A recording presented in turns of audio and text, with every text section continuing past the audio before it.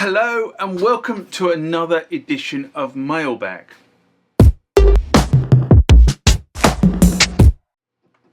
What is Mailbag? Well, Mailbag is a feature of the channel where you guys leave lots of comments on the channel and I attempt to answer those comments, or if I can't answer those comments, I throw it out to you guys who have more knowledge on some of this stuff than I do.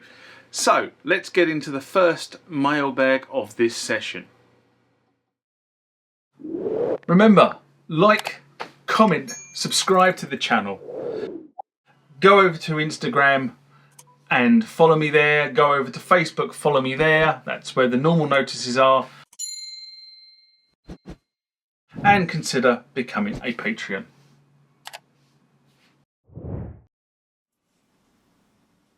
Next question comes from SynthPunkBack.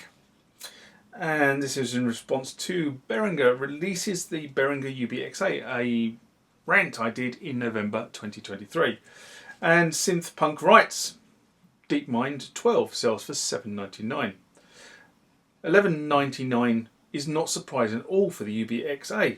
They're paying no license fees to Oberheim for one thing. Drives home that OB-X8 price is highway robbery though. And the OB-X8 has gone down in price. I might say that later on. People say the same thing about the Minimog, but at least it sounds original.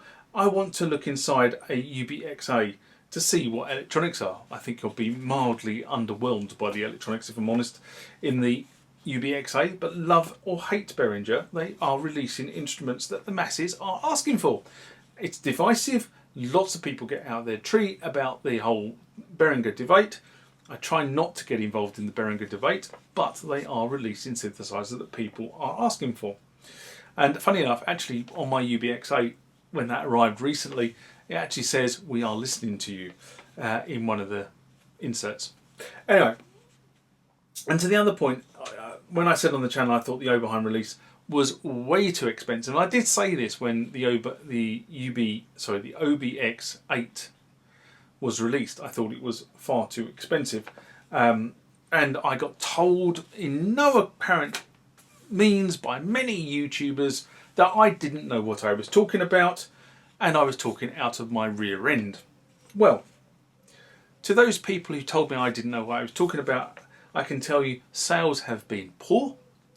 And the Oberheim OB-X8 can now be acquired for $3,500 with a desktop of $2,900. That's pounds, by the way. When it started off with a keyboard at £5,000, or 4,800 actually, to be more precise. So far it has now dropped £1,300 in the UK, and it probably will drop again. Now that's quite a price drop from where they started.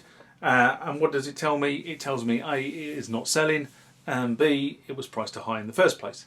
And if you put it into a price bracket where people think it's more reasonable, I still think £3,500 is probably a bit over the top, and I'll probably get shot down for saying that comment as well. But in reality, you have to look at your peers, and your peers are doing this. Even the Dave Smith Instruments stuff was way underpriced to the Oberheim OB-X8. I think it was really trading on the name Oberheim, and the fact Tom Oberheim had a hand in designing it. But the reality was, with this synthesizer, it was put into a market space, into a price bracket that I don't think it should have been in. It should have been in a much lower price bracket, and time has told it hasn't sold particularly well, and the price has been dropped rather radically. I know people will shout at me, "Oh, that normally happens." It does normally happen, but if you go and look at the sort of the Yamahas, the Korgs, the Rolands, they don't tend to drop their price. Okay, they set a price, the price goes down gradually, but it doesn't drop by £1,300 within a year. Anyway, enough said. Next comment question comes from Film E Gutierrez 3552. And this was in response to Mailbag Part 1 of Roland TR-8 audio interface 0 to 127 foot switch, Korg T1 floppy, white cords for Roland boutiques, a video I did in March 2018. This was when I used to do mailbags that were 20-25 minutes long, and I sort of kind of went away from that because you guys can't last 20 to 25 minutes. But that's kind of a generalization. Actually, I think a lot of people who follow this channel do actually watch most of the videos. But the average attention span for a YouTube watcher is apparently 2 seconds and 55 nanoseconds. Anyway, Filmy writes, first, I do not have a Roland TR-8. First, I do not have a Roland TR-8s. The Roland TR-8s has many capabilities to send triggers. I'm reading the answer before I read the question. Duh. Let's read the question first, should I? How can I start my Roland TR-8s with my foot pedal instead of my hand? Well, I started this, so I'll finish. Firstly, I do not have a Roland TR-8s.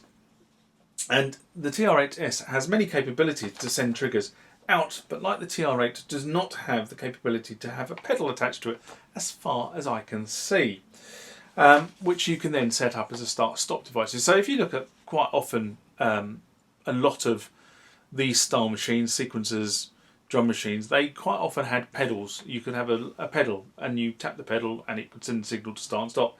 But the TR-8s and the TR-8, as far as I can see, do not have that capability.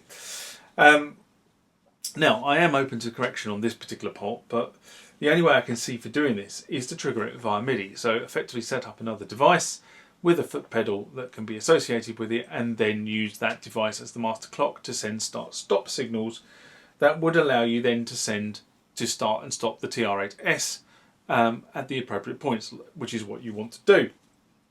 Now, there were a number of these pedal style devices that were really aimed at the guitar type market that possibly would meet your requirements, but for the life of me I can't. When I did a quick search, I couldn't find what I was looking for. I know they used to exist, I just don't know what they are, because I remember a friend of mine having a pedal, a MIDI pedal that he used to use to trigger a sequencer when he was playing in his band. So he didn't have a drummer, it was just him, a bassist and a girl singer. And what they used to have was the backing track, and they just used to trigger it from a foot pedal. And I'm pretty sure that was a MIDI foot pedal. Anyway, please, in comments below, if you can recommend a device, then please speak out.